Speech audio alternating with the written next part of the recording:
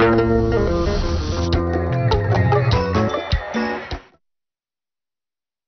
République du Tchad souveraine n'oubliera pas qu'elle est grande et qu'elle est belle.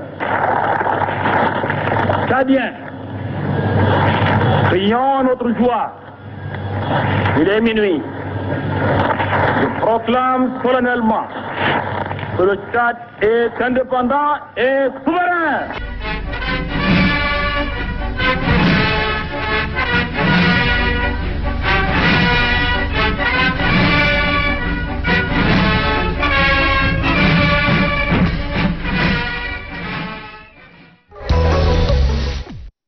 Mesdames, Messieurs, bienvenue sur ce plateau consacré à une date historique, celle du 11 août qui rappelle l'indépendance du Tchad, libre du joug colonial il y a 61 ans. Le 11 août 1960, François Tombalbaye devint alors premier président du Tchad indépendant, chargé de conduire le Tchad vers sa destinée. Mais chemin faisant, le pays a titubé, trébuché, mais se relève à chaque coup fort, heureusement, sous les différents régimes qui se sont succédés jusqu'à l'avènement de la démocratie en 1990. 61 ans après, quel bilan peut-on vraiment parler de la bonne gouvernance au Tchad? Une interrogation pertinente pour laquelle nous recevons sur ce plateau Dr Ousmane Ouzibé, universitaire, juriste et politologue. Bienvenue sur ce plateau, messieurs. Bonjour, Doumbéo. Merci. Merci à vous. Merci à vous d'avoir répondu favorablement à notre invitation et aussi monsieur Dounia Sandjima, secrétaire exécutif du mécanisme africain d'évaluation par les pairs MAEP Tchad. Bienvenue sur ce plateau, monsieur. Bien, merci beaucoup, bonjour à tout le monde et merci de nous avoir conviés à ces échanges. Merci beaucoup. Le vent de la démocratie, le vent des indépendances, voulais-je dire, a soufflé sur toute l'Afrique dans les années 1960. Et puis le 11 août de la même année, ce fut le tour du Tchad d'accéder à la souveraineté internationale. Vous, monsieur Ouzibé, en tant que politologue, rappelez-nous succinctement les grands événements qui ont favorisé la marche du pays vers les indépendances. Bien, merci. Je voudrais tout d'abord remercier le ministre Sandima Dounia, puisque nous avons eu cet exercice l'année dernière ici à Onama, Télé-Tchad, et remercier vous également, ainsi que toute l'équipe de l'Onama. À ce propos, pour répondre à votre question, moi, la question qui me traverse à chaque fois qu'on évoque la question de l'indépendance, le mot me chagrine. Il me chagrine pourquoi? Parce que je me pose souvent cette question. Nous sommes indépendants. Par rapport à qui et pourquoi? C'est toute la question qu'il faut saisir, analyser de façon un peu profonde et puis apporter des réponses. L'Afrique est très mal partie, c'est pas moi qui le dis. Un ingénieur agronome français du nom de René Dumont a intitulé son ouvrage en 1962 aux éditions Sey Paris, et ne serait-ce que par l'intitulé de l'ouvrage, ça soulevait tant de critiques, de réactions, alors que cet ingénieur déjà en 62 voulait éclairer les Africains que nous étions très mal partis. Alors, quand nous revisitons un peu l'histoire, nous prenons la République du Tchad autant que d'autres pays ou des États au niveau de l'Afrique noire francophone qui ont suivi le même process, les mêmes exercices, vous allez constater que on a beaucoup fait de services à l'Afrique, et particulièrement au Tchad. Nous avons dans un premier temps connu l'esclavage. On a arraché de ce continent des hommes valides qu'on a délocalisés sur d'autres continents pour ne serait-ce que fourvoyer l'originalité africaine. Au-delà de l'esclavage, l'Afrique a subi ce qu'on appelle la colonisation. Souvenez-vous, on nous a tous appris Oui. La conférence de Berlin de 1885 où les Européens, sans les Africains, ont partagé l'Afrique comme un gâteau. C'est le deuxième aspect qui me chagrine. Le troisième aspect, on nous tient un discours pour nous dire que vous êtes indépendant. Indépendant par rapport à qui et pourquoi? Depuis quelque temps, je commence à me poser des questions. Et c'est une opinion personnelle hein, pour dire que cette date ne mérite même pas d'être célébrée. Pourquoi? Parce que, qu'est-ce que nous célébrons? Nous célébrons le maître qui a libéré son esclave du geôle. Nous célébrons notre identité. Je ne trouve aucune raison de célébrer cette date, ni sur le plan culturel, ni sur le plan historique, moins encore sur le plan politique. Je m'explique. Nous avons évoqué l'esclavage, la colonisation. Nous avons eu un nouveau concept dans les années 50, après la Seconde Guerre mondiale, au sortir de la Grande Guerre, des peuples comme le nôtre, qui avaient répondu favorablement à l'appel du 18 juin 1940 du général de Gaulle, depuis Londres, on nous a encore fourvoyés. À la limite, vous allez constater avec moi, quand vous lisez le mot indépendance, cette sémantique, même dans son contenu, il a été vidé quelques années plus tard. Alors, je m'explique. Je vais être peut-être un peu large pour laisser aussi la parole au ministre Sanjuma Dounia de nous éclairer là-dessus. Et au sortir de la guerre, il faut rappeler à l'histoire, puisque nous célébrons une indépendance soi-disant, une liberté. Parce que le mot indépendance, vu du côté africain tchadien, n'a pas le même contenu que l'indépendance vu du côté de la métropole Paris. Pourquoi? Nous, Tchadiens, nous pensons que nous sommes libres. Le discours de notre jeune président François Tombalbaye nous rappelait, nous disait que le Tchad était indépendant. Pas seulement ça, devant son hôte André Malraux, à quelques pas d'ici, sur la place de l'indépendance devenue aujourd'hui place de la Nation, il nous disait, Tchadiens, crions notre joie. Il est minuit. Oui. Nous sommes indépendants et souverains. Mais quand j'associe et j'analyse profondément la sémantique du mot indépendance, nous croyons que nous sommes libres. Mais du côté de Paris, c'est une liberté contrôlée. On nous a prouvé en 2021, ici sur la même place des Nations, un jeune président Macron qui nous dit ni aujourd'hui ni demain. Comprenez le sens du ni qui a été prononcé sur la dépouille du maréchal Feu Idriss Déby Itno, paix à son âme. À ce niveau, nous constatons, et l'histoire nous rappelle, de façon un peu sévère et drastique, qu'on nous a fourvoyés. À la limite, c'est une escroquerie politique qui n'a d'égal qu'une perfidie, sinon la manipulation des peuples que nous sommes. Et alors, mais pourquoi les indépendances sont-ils tombées sur l'Afrique en même temps comme une nuée de sauterelles? Est-ce que tous les pays africains ont-ils une même histoire? Ont-ils des destins communs? Pourquoi c'est dans ce mois d'août-là que la majorité des États africains avaient eu accès aux indépendances? Très bonne question, mais moi je constate également comme vous que c'est des indépendances offertes sur des plateaux d'or. On ne devient pas libre parce que votre maître vous libère, vous dit que vous êtes libre. Non, il vous contrôle toujours. J'aurais bien voulu que cette date du 11 août soit une date mémorable dans l'esprit des Tchadiens, que nous allons célébrer comme les Algériens le font.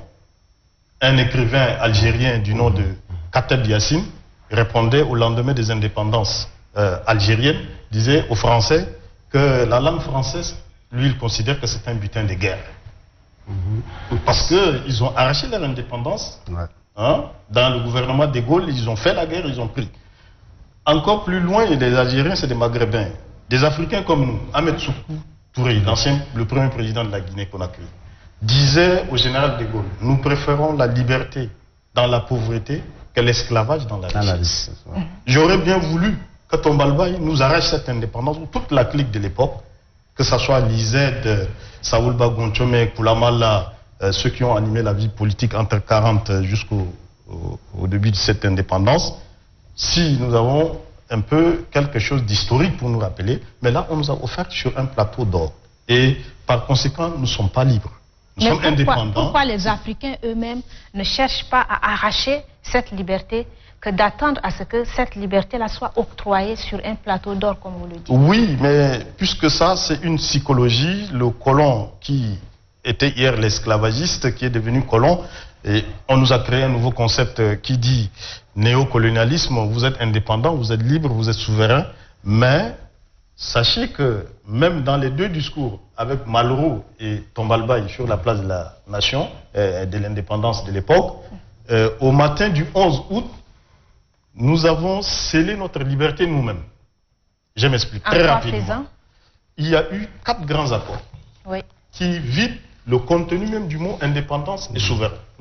Le premier accord, le matin du 11 août, Tombalbaye a signé sur un coin de table avec le ministre André Malraux, ministre de la Culture de la France de l'époque, de Gaulle. Il a signé le premier accord de défense. Un deuxième accord monétaire. Troisième accord culturel. Et un dernier accord commercial. Très rapidement. Défense, ça signifie que nous allons toujours être présents avec vous. Dans un premier temps, on nous a fourvoyé, on nous a servi d'autres questions sur le plan sécuritaire pour dire vous êtes un territoire immense, il faut que l'armée française vous aide à former une armée véritablement nationale. Ce qui n'a pas été le cas 61 ans après. Nous avons tous constaté, nous avons des hommes valides, courageux, qui forment une armée, mais le Tchad n'a pas une armée véritablement nationale. L'accord monétaire, la France devient garant, une caution morale au niveau international pour nous permettre d'avoir une monnaie, le franc CFA, qui est fabriqué d'ailleurs dans un village français qui s'appelle Chamélière, puisque j'habite la région Auvergne-Rhône-Alpes. Ce village, il est à quelque part la ville de Lyon où j'habite. Vous allez constater également avec moi, partout dans les pays colonisés par la France, il y a ce qu'on appelle les centres culturels français. Ces centres culturels français représentent aujourd'hui les instituts français. Ce sont des laboratoires de lavage des cerveaux d'une jeunesse montante qui va comprendre un jour qu'ils ont été fourvoyés, on a servi un discours perfide. Et donc, ces centres-là, ces instituts travaillent pour également, sur le plan psychologique, avoir un peu, sinon même parfois on constate que sur le plan culturel, ils nous font vider de notre originalité, de notre identité culturelle. Le dernier, c'est l'accord commercial. L'accord commercial, qu'est-ce qu'il dit? Il dit que lorsque le Tchad, au début des indépendances, nous avons 2 mamelles sur le plan économique. L'agriculture et l'élevage. Oui. L'agriculture et l'élevage, ça veut dire que le Tchad produisait ce qu'on appelle du coton et qui le revendait au niveau international. La viande et le bétail sur pied, c'est ça qui forgeait un peu notre économie. Là également, il fallait que Paris accepte ou refuse des classes de coton tchadien pour dire que nous ne voulons pas. C'est en ce moment que le gouvernement tchadien peut se tourner vers d'autres puissances pour dire nous avons de matières premières à vendre. Vous voyez? Et tant que la France ne veut pas acheter, ou bien la France veut, personne d'autre n'a le droit, parce qu'on a un accord commercial. Mais si les Africains comprennent cela dans ce sens, pourquoi l'Afrique ne s'unit-elle pas pour barrer la route à cette perfidie, comme vous le dites? Oui, s'unir face à un maître dont vous étiez esclave, qui revient, qui vous colonise, qui vous donne un autre concept. À la fin des colonisations, c'est le concept du néocolonialisme. Et après, je ne sais pas, on nous invente des concepts comme la mondialisation. Nous sommes embarqués dans plusieurs domaines où nous-mêmes, notre structure sur le plan État traditionnel a disparu. Notre originalité africaine n'existe presque pas. On nous a vidé de notre contenu. Et s'unir dans ces conditions-là, ce sont les conséquences. Vous voyez, aujourd'hui, en République du Tchad, nous sommes tous tchadiens. Nous, après 30 ans de démocratie, nous sommes encore au croisé des chemins pour reconstituer nos institutions. Ce sont les conséquences lointaines déjà de ces différents accords qui nous ont vidés de nos capacités de faire face même à la métropole. Le jeune président Tombalbaye disait que la France est reconnaissante par rapport au Tchad parce que nous étions le premier État précurseur à aller libérer la France du joug nazi en 1940-44. Vous voyez l'appel du 18 juin, c'est les Tchadiens. Nous étions les premières armées constituées à pied plus de 3000 hommes. On marchait de Fort Lamy jusqu'à la frontière libyenne qui s'appelle Koufra. Parce qu'il y avait des Italiens, des Libyens des nazis allemands qui étaient là-bas. Les Tchadiens ont combattu pour libérer Koufra et ils ont traversé la Méditerranée pour aller de l'autre côté. Et aujourd'hui, on nous récompense quand vous entendez des anciens combattants, on vous dit tirailleurs sénégalais. Pourquoi on ne dit pas tirailleurs tchadiens? Puisque c'est nous qui avions répondu sur le plan historique. Les Sénégalais sont arrivés après. Les Ouest-Africains sont venus après. Vous voyez, ce sont des conséquences des jeux historiques que nous-mêmes, nous n'avons pas su profiter ou exploiter. Plus récent encore, le Mali, nous avons libéré le Mali. Nous sommes allés au Nigeria à côté, au Cameroun. Mais personne ne nous reconnaît parfois cette bravoure. Donc, il y a de quoi à se remettre en cause, en question, et nous poser beaucoup de questions. Et il faut que la jeunesse, à ce niveau-là, moi je suis un enseignant, et quand je dispense mes cours, surtout de droit constitutionnel, sciences politiques, c'est ce que je partage. Hein, c'est le mieux qu'il faut partager. Je vais peut-être laisser la parole au ministre Sandji Madounia de nous éclairer. Vous avez parlé tout à l'heure de la réforme des institutions et c'est justement pour ces institutions-là que le MAEP a été donc créé en 2003 pour réformer ces institutions-là. Donc, M. Sandji Madounia, dites-nous comment définissez-vous la bonne gouvernance et rappelez-nous le rôle qu'a joué le MAEP jusque-là pour que le Tchad parvienne à un niveau de développement sollicité, souhaité. Merci bien. Enfin, je voudrais d'abord rebondir sur ce que le Dr Ouzibi a dit et en insistant sur le fait que l'Afrique a connu plusieurs étapes dans son histoire. Il a parlé de l'esclavage, de la colonisation, de la décolonisation, du néocolonialisme, etc. Mais ce que je voudrais surtout dire également, c'est que je félicite l'ONAMA pour de telles initiatives, parce que si chaque année, à l'approche d'un anniversaire d'indépendance, il y a des émissions de ce genre qui permettent d'éclairer les jeunes qui poussent sur l'histoire de leur pays, l'histoire de leur continent, et d'appréhender un certain nombre de notions qui quelquefois restent vagues dans les discussions, hein, quand on parle d'indépendance, quand on parle de liberté, etc. Il y a de quoi s'interroger, il y a de quoi alimenter les débats au niveau des jeunes, mais également au niveau intergénérationnel entre les jeunes et les vieux, pour que les vieux apprennent aux jeunes qu'est-ce qui s'est passé et qu'est-ce qui pourrait susciter leur engagement pour des luttes futures. Vous avez bien dit, le MAEP, les documents de base ont été signés par les pays pionniers le 9 mars 2003.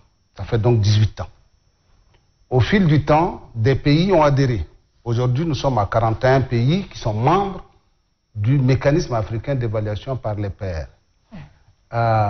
L'objectif principal de ce mécanisme, c'est de faire de sorte que on encourage les pays membres à mettre en œuvre effectivement les normes, les codes, tout ce qui peut entrer dans la législation, la réglementation, et faire de sorte que les pays africains qui sont membres du MAEP, et même ceux qui ont l'intention d'adhérer au MAEP, puissent être dans une stabilité politique.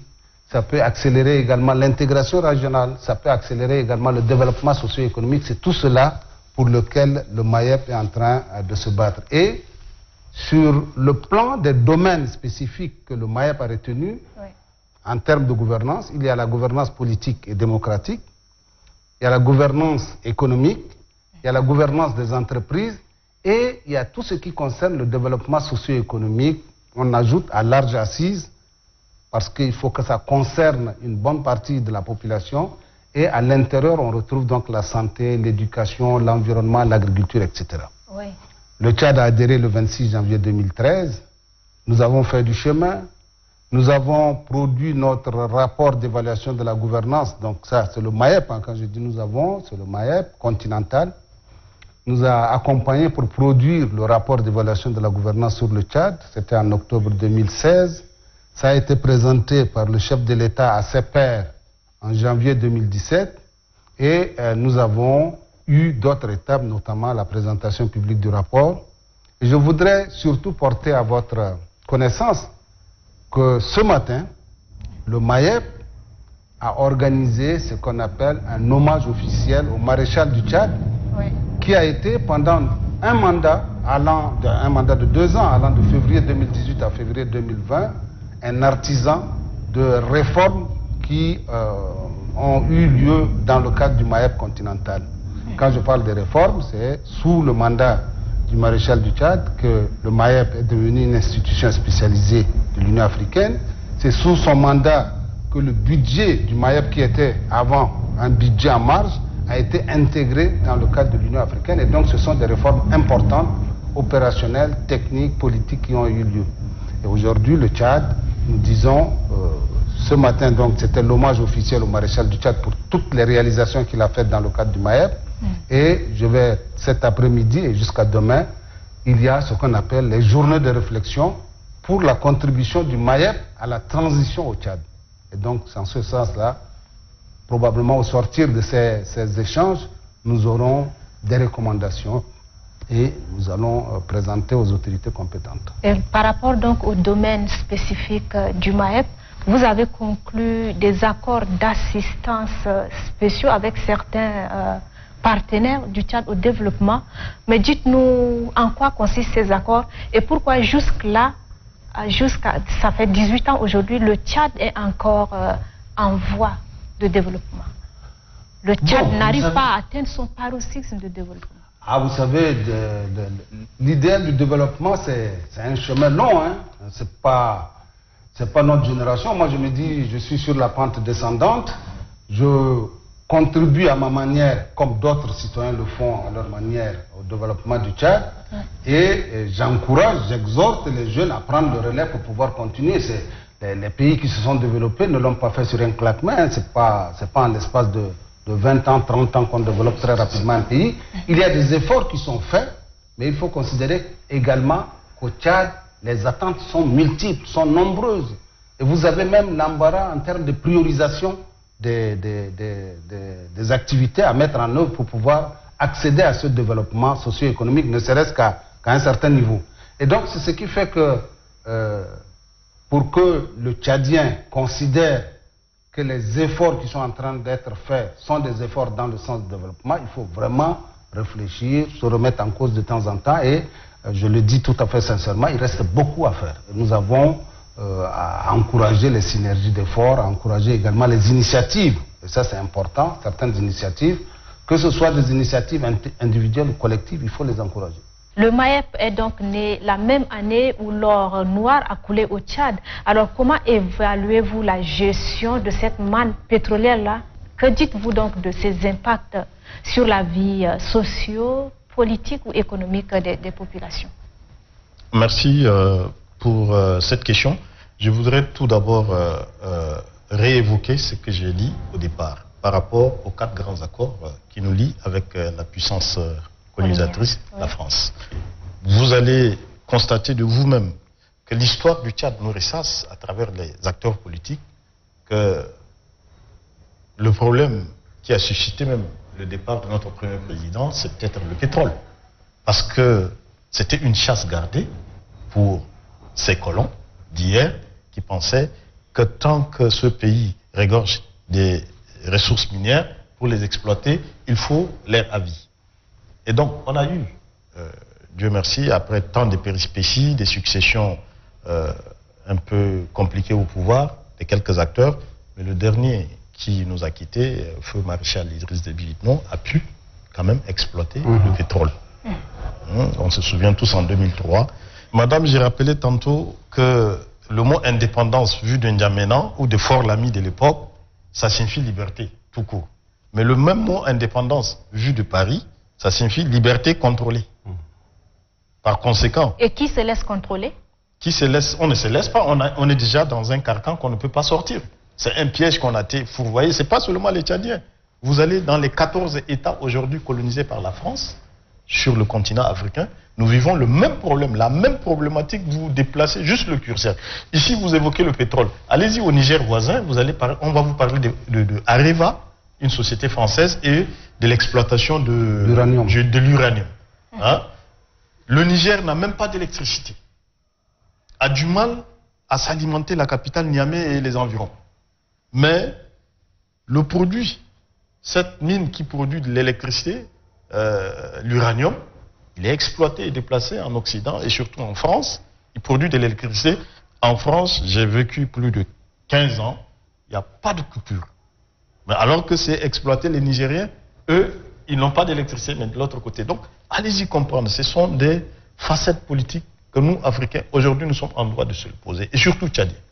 Surtout Tchadiens. Mais là, à ce niveau, on ne constate rien.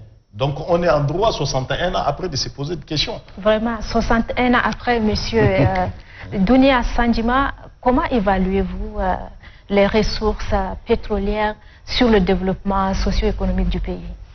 Bon, moi je voudrais, toujours en me référant au rapport d'évaluation de la gouvernance sur le Tchad, produit par le mécanisme africain d'évaluation par les pairs, dire que d'un côté, dans ce document, il y a un état de lieu qui a été fait en ce qui concerne la gestion des ressources pétrolières. Très clairement, il est dit que cette gestion n'a pas été bien faite, etc. Mais de l'autre côté également, sur le plan institutionnel, le MAEP prend la création du collège de contrôle et de surveillance des revenus pétroliers comme une bonne pratique que les autres pays doivent s'en inspirer. Ça, c'est donc, d'un côté, il y a du bon, mais de l'autre côté, il y a du mauvais. Et donc, nous pensons que, comme cela s'est dit souvent dans beaucoup de milieux, au Tchad, nous produisons de très bons textes, nous mettons en place de très bonnes institutions, mais l'applicabilité des textes et la mise en œuvre des attributions qui sont confiées à ces institutions-là, quelquefois, ne se fait pas dans les règles de l'art. Et donc là, ça pose un problème. Et, comme je le dis, la gouvernance, c'est une habitude qu'il faut se créer, une mentalité qu'il faut se créer, un comportement qu'il faut avoir, non pas seulement au niveau de l'État, même au niveau des familles. Parce qu'aujourd'hui, un des principes fondamentaux de la gouvernance, c'est la redevabilité. Vous faites quelque chose, vous devrez rendre compte. Moi, j'ai l'habitude de blaguer en disant, mais j'ai des petits frères, des cousins, des neveux, quand tu leur donnes, du moins il y a quelque temps, quand tu leur donnes quelque chose, va faire ceci, ils ne reviennent jamais te rendre compte. Donc, nous devrons commencer par adopter un comportement nouveau si on veut avoir des horizons meilleurs dans 5 ans, 10 ans, 20 ans, etc. Mais comment donc, c'est l'effort de chacun. Oui. Comment appréciez-vous le niveau de développement par rapport aux infrastructures routières, scolaires, aux infrastructures sociaux, ces 20 dernières années, par exemple? Mais moi, je le dis, et je dis, il y a de nombreuses attentes, de multiples attentes. Oui. Et quand vous avez devant une situation des attentes très importantes, il faut, en termes de démarche, poser la question de priorisation de ces. Par exemple, dans le cas de la santé ou dans le cas de l'éducation, est-ce qu'il faut prioriser la valorisation du capital humain en termes d'enseignants ou en termes d'agents de santé, ou il faut prioriser les infrastructures? Parce que si vous construisez des belles infrastructures et que vous ne valorisez pas le capital humain, ça n'a pas de sens. Et un des péchés qui a été pointé par le MAEP dans le rapport d'évaluation, c'est que le Tchad ne valorise pas suffisamment son capital humain. Oui. Et ça, c'est un problème. C'est ce qui, par exemple, par exemple, dans le secteur de l'éducation, on fait face chaque jour à un phénomène de baisse de niveau. Effectivement. Qui n'encourage pas vraiment le secteur de l'éducation. Moi, je pense que quand on dit aujourd'hui baisse des niveaux, il n'est pas question de baisse des niveaux. Pour compléter le ministre, dans le cadre du MAEB ou de la bonne gouvernance, il y a même absence totale de niveau. Absence de niveau en ce sens qu'aujourd'hui, quand vous enseignez dans les institutions de l'enseignement supérieur au Tchad, vous avez des personnes nanties d'un baccalauréat qui ont franchi des étapes, mais qui ne peuvent pas, quand vous les jugez, à une certaine époque récente, ils ont encore le niveau collège. Ça, c'est quelque chose qui saute à l'œil nu. Également, le ministre évoquait tout à l'heure la question d'investir dans l'humain. Si nous n'avons pas été fourvoyés, même dans notre plan en tant que pays dès l'indépendance, il évoquait la question de priorité. Aujourd'hui, tout est à refaire, parfois. Santé, éducation, armée, sécurité, infrastructure, vous avez tout à la fois. Et quand c'est comme ça, les dirigeants ont du mal à choisir. Ils ont du mal à choisir, vu que les ressources même ne suffisent pas. Je crois qu'à ce niveau, certains États qui ont choisi dès le départ d'investir dans l'humain ont réussi. Je prends l'exemple du Sénégal. Ils ont eu un président poète, un homme de culture, qui a pris les rênes de ce pays en 60, comme chez nous, très bien instruit, mais il a visé le côté investissement dans l'humain. Ouais. Pour lui, le résultat d'une bonne société, qui peut demain, ou bien garantir l'avenir d'une génération future, c'est garantir d'abord la formation, l'adéquation même avec l'emploi des hommes qui occupent cette société. Alors, à une certaine époque, vous allez constater que partout dans le monde, c'est des cadres sénégalais. C'est-à-dire qui ont servi au temps de Senghor dans la fonction publique et qui repartent à l'international au niveau africain, continental et même mondial pour servir dans les grandes institutions. C'est le résultat d'un investissement dans l'humain. Les hôpitaux, chez eux, ils ont des problèmes, mais ils sont mieux que nous. Aujourd'hui, nous, quand vous avez même le palu et que vous êtes riche, vous partez, vous soignez de l'autre côté. Hein, c'est-à-dire vous prenez un avion. Donc ça, c'est des choses également, il faut qu'on se le dise. Nous sommes arrivés quand même à un moment où il faut que les Tchadiens se parlent entre eux, qu'on se dise de certaines vérités et qu'on avance. Quel jugement portez-vous exactement sur la gouvernance au Tchad après 61 ans d'indépendance? Je voudrais remonter dans l'histoire peut-être un peu récente en disant que tout ce qui a trait à la gouvernance, on peut penser à des institutions qui ont été mises en place. À l'époque, il y avait le contrôle d'État, ensuite il y a l'inspection générale d'État. Je reviens d'un pays où il y a même, en termes d'institutions, une haute autorité de la bonne gouvernance qui travaille en concertation avec l'inspection générale d'État. Les deux travaillent en concertation avec un ministère de la promotion de la gouvernance, du renforcement des capacités et de la lutte contre la corruption.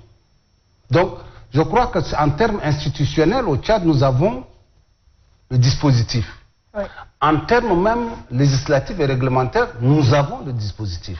Mais comme je l'ai dit, en termes d'applicabilité, nous avons des gros efforts à faire. Et ça, je le dis, non pas seulement en faisant un clin d'œil à ceux qui sont sur les affaires, qui gèrent les affaires, mais également à tout citoyen tchadien pour que chacun à son niveau, d'une manière ou d'une autre, contribue à lutter contre la corruption, à lutter contre les détournements des deniers publics, à faire de sorte que la gouvernance s'inscrive dans notre mental. Voilà. Ok. Pour le compléter également dans ce sens, on évoquait la question d'investir dans l'humain. Ce qu'il évoque, si les hommes étaient bien informés, si nous acceptons à un certain niveau de palier de la société, d'admettre que tel est différent de tel par rapport au degré de formation et de connaissance, nous ne serons pas arrivés.